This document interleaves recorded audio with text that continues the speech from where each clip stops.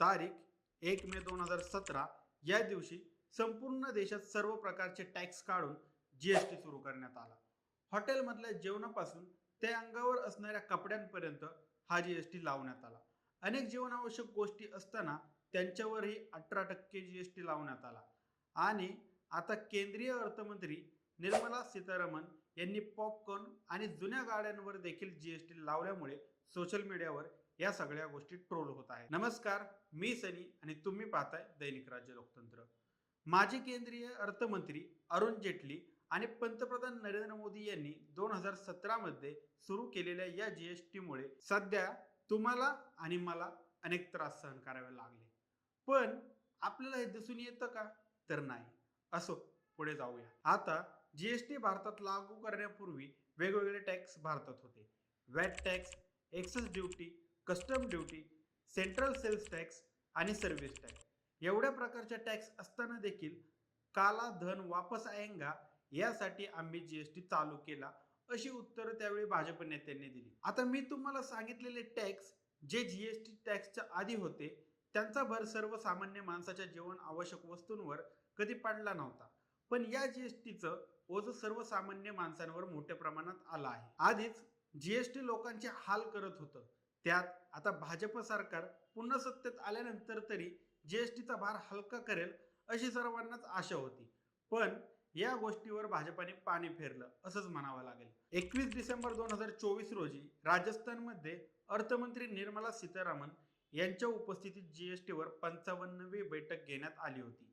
यासाठी प्रत्येक राज्याचे अर्थमंत्री उपस्थित होते. जीएसटीचा भार कमी होईल असं सगळ्यांना वाटत असताना निर्मला सीतारामन यांच्या निर्णयामुळे सगळेच आश्चर्यचकित झाले असतील. महागाई आणि बेरोजगारी असे अनेक मोठे प्रश्न समोर असताना तुम्ही गप्प बसता. तुम्हाला फरक पडत नाही. पेट्रोल 110 रुपये लिटर झालं तरी आपण शांतच. गॅस 1100 रुपयाला झाला तरी आपण शांतच. मग या जीएसटीमुळं आपलं काय बिघडणार नाही असा तुमचा समज असेल तर तो समज अगदी चुकीचा आहे. आता पॉपकॉर्न आणि जुन्या गाड्यांवरील जीएसटी लावण्यात आलेली गोष्ट समजून घेऊया. पॉपकॉर्न सामान्य नागरिकांसाठी एवढा महत्वाचा मुद्दा नसला तरी शहरी भागात आपल्या कुटुंबासोबत सिनेमा पाहायला गेलेली व्यक्ती आपल्या मुलांच्या हट्टापायी बाहेर 10 रुपयांना मिळणारे पॉपकॉर्न सिनेमागृहात 200, 250, 400 अशा किमतींमध्ये खरेदी करतो. आधीच महाग असलेल्या पॉपकॉर्नसाठी निर्मला सीतारामन यांनी अच्छे दिन आणले आहेत. म्हणजे तुम्ही पॉपकॉर्न खरेदी करण्यासाठी गेलात तर त्यावरही जीएसटी लावण्यात आलेला आहे. आता या पॉपकॉर्न मध्येही प्रकार असतात. कॅरमेल युक्त पॉपकॉर्नवर 18% जीएसटी लावण्यात आलेला आहे. म्हणजेच तुम्ही जर 500 रुपयांचे पॉपकॉर्न खरेदी केले तर त्यावर 90 रुपये जीएसटी आकारण्यात येणार आहे. हे वाक्य जरा साधं झालं ना?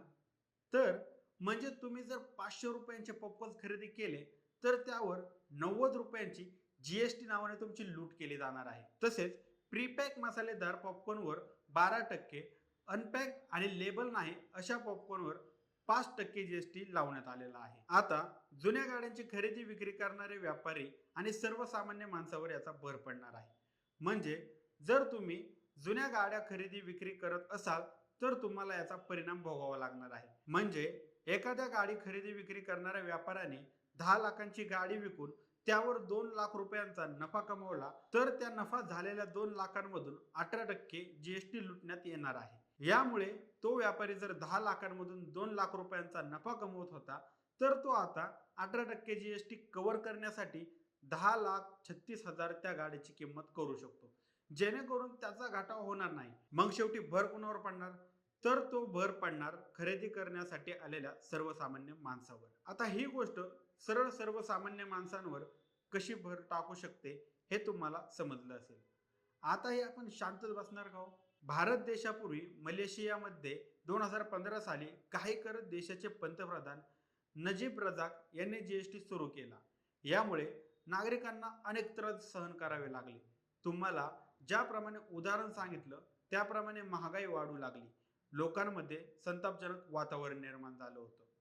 त्यात मलेशियामध्ये 2018 साली निवडणूक होणार होती. त्यावेळी महातीर मोहम्मद यांच्या पक्षाने आम्ही निवडून आल्यावर जीएसटी काढून टाकू असं आश्वासन नागरिकांना दिलं होतं. त्यामुळे मे 2018 साली झालेल्या निवडणुकीत महाथीर मोहम्मद यांनी निवडणूक जिंकत मलेशियाचे दुसऱ्या वेळी पंतप्रधान झाले. महाथीर मोहम्मद यांनी दुसऱ्याच महिन्यात 1 जून 2018 साली मलेशियातील जीएसटी बंद करून सेल्स आणि सर्व्हिस टॅक्स सुरू केला. आता मलेशिया सारखी परिस्थिती भारतात स्थापन झाली आहे. जीएसटीमुळे महागाई वाढत आहे आणि हे असं सुरू राहिलं तर गरीब माणसाचं आयुष्य किड्या मुंग्याप्रमाणे झाल्याशिवाय राहणार नाही. तरीही मला जीएसटी मुळे काही फरक पडत नाही असं म्हणणाऱ्या प्रत्येक माणसाने जीएसटी विरुद्ध आवाज उठवला पाहिजे. धन्यवाद.